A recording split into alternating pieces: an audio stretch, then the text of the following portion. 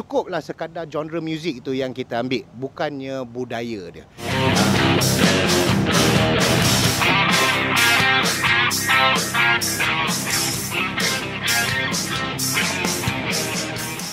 Kalau boleh dikongsi perkembangan terbaru sekarang ni, VE macam mana, anggota masih bersama lagi ke atau macam-macam? Alhamdulillah, VE dah mula aktif di dalam industri sejak bulan 3 gitu, tempoh hari.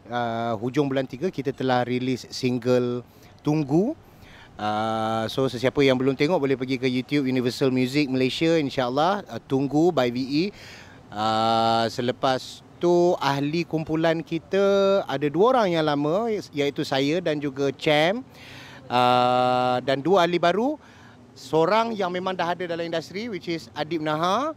Okey, dia bersama kami sekarang, dan juga Hakim. Hakim adalah penyanyi baru yang muda sikit lah daripada kita.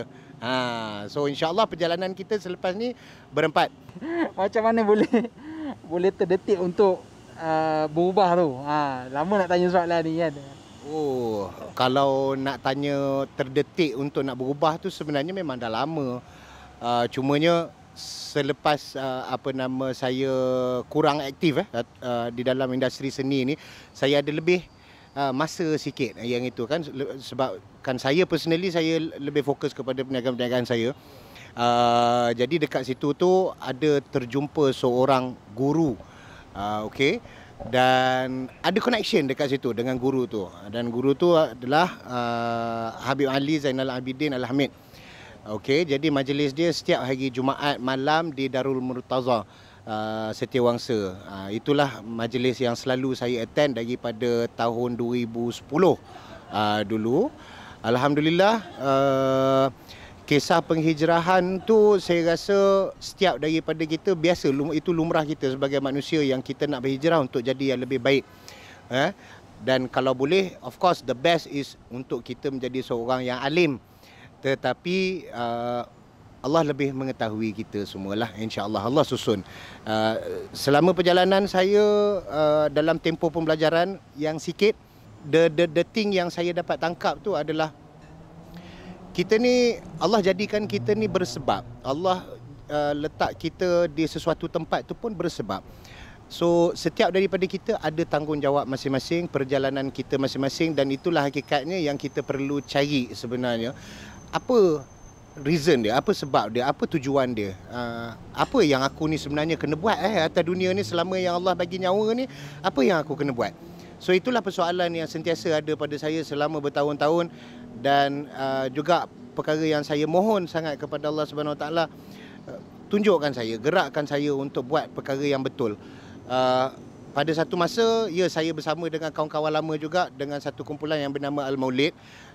Dan saya rasa waktu tu ramai orang yang tengok satu perubahan yang sangat drastik kepada kita semua, which is waktu tu kita semua berjubah dan berkopiah apa benda semua. Terang saya katakan memang sehingga sekarang kami masih lagi macam tu. Cumanya kita cari kesesuaian. Bila kita ke majlis ke apa benda, rasanya baiklah untuk kita hormati majlis dan juga kita hormati tempat tu sendiri kan. So umpama kita pergi ke kenduri kahwin lah, takkan kita pergi kenduri kahwin kita pakai t-shirt je kan. So kita hormat majlis tu, macam tu lah. Tetapi sebagai Islam sendiri in general, syarat dia untuk kita adalah aurat kan, baik untuk lelaki dan juga baik untuk perempuan. Jadi asalkan kita punya pemakaian tu tak keterlaluan dan juga kita tak portray kita untuk kita menonjolkan perkara yang negatif, insya-Allah ia tetap baik, insya-Allah.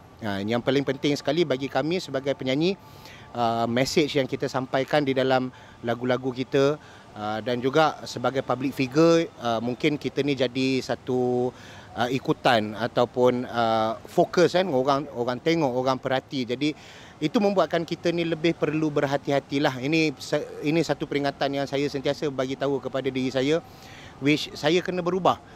Sebab setiap apa yang orang ikut, yang kita ni buat, saham kita ada dekat situ. Jadi pilihan tu pada kita. Jadi saya personally saya pilih untuk nak perbaiki diri saya, bukannya nak perbaiki orang lain, tapi perbaiki diri saya. Alhamdulillah Allah berikan peluang tu, dan juga Allah berikan peluang yang baru di dalam industri ini untuk kita ketengahkan perkara yang lebih baik, insya-Allah. Apa pandangan bila mula di approach oleh program Hijrahkan Laguku ni? Okey.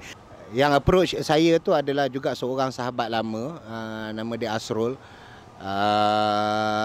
Jadi sewaktu dia dia call saya, dia bagi tahu saya, dia kata, "Bro, boleh tak nak jumpa?" Dia kata dia nak bincang tentang ada program baru di bawah Al-Hijrah ni. Saya cakap, "Okeylah, no problem."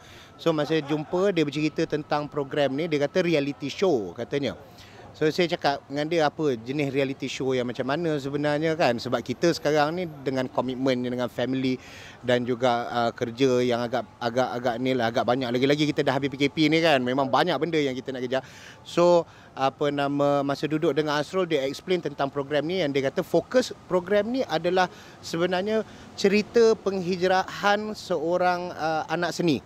Okey, daripada zaman muda kita, mungkin yang saya boleh katakan lara, kepada satu zon yang lebih elok lah, lebih baik. So dia fokus dia adalah dekat situ. Jadi dengan lebih-lebih lagi apa yang cerita-cerita yang lebih tu, saya rasa okey, kalau macam itulah fokusnya, saya ambil ruang ni sebagai satu perkara yang baik untuk kita. Ini dakwah kita sebagai anak seni. Ini dakwah kita sebagai seorang penyanyi. So apa yang saya boleh bantu, saya bantu, insya-Allah. Fokus dia bukan kepada untuk nak bertanding dan menang, tetapi fokus dia adalah kepada dakwah tu sendiri, insya-Allah. Ya. VE ada banyak lagu-lagu yang popular, yang dikenali oleh orang. Jadi pemilihan lagu tu, kalau ikutkan lagu-lagu asal tu memanglah sedia maklum lah kan. Jadi nak mengubah lagu tu dan juga nak kekalkan impak lagu tu setara dengan lagu lama tu, macam mana persediaan atau pembikinan tu?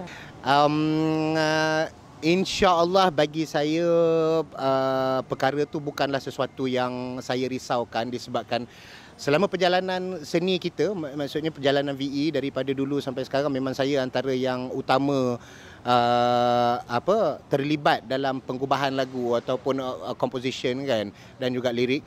So insya-Allah saya akan cuba yang terbaik, sebab dalam tempoh yang saya lama senyap dalam 10-13 tahun ni, walaupun dalam majlis agama kita masih ada penyanyi lagi, tetapi dia lebih maksudnya nyanyian kasidah kan, ada dalam majlis maulid, jadi kita berkasidah, kita berselawat, dia lebih kepada arah itulah, okey, yang mungkin commercially orang faham sebagai nasyid. Okey.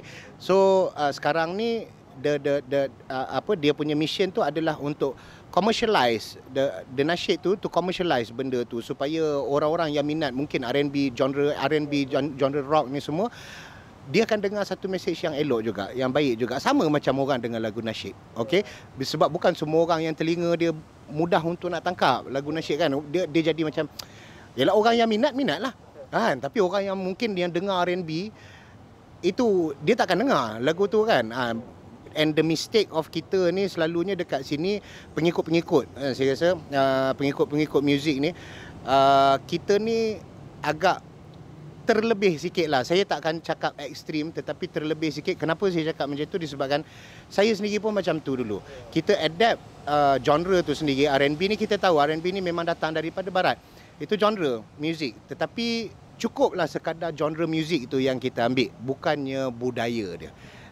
So apa yang kita cuba praktikkan sekarang adalah itu. Kita ambil muzik dia, tak apa, tak salah pun kita nak dengar lagu muzik R&B apa benda ni semua, tapi lirik dia tu elokkan sikit. Jadi itu apa yang kita bagi tahu kepada yang pelapis-pelapis genre R&B inilah sekarang kan. Kita bagi tahu dekat dia orang, okey, jom sama-sama balik dengan kita. Okey, kita buat macam gini, dan mungkin tempat persembahan kita pun akan jadi berbeza kan. Konsep persembahan kita pun mungkin akan jadi berbeza, macam itulah, insya-Allah.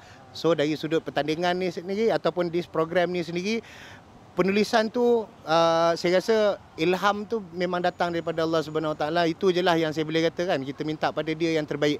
InsyaAllah dia bagikan ilham tu kepada kita, bukan saya sahaja, malah kepada keseluruhan 88 peserta ni, insyaAllah.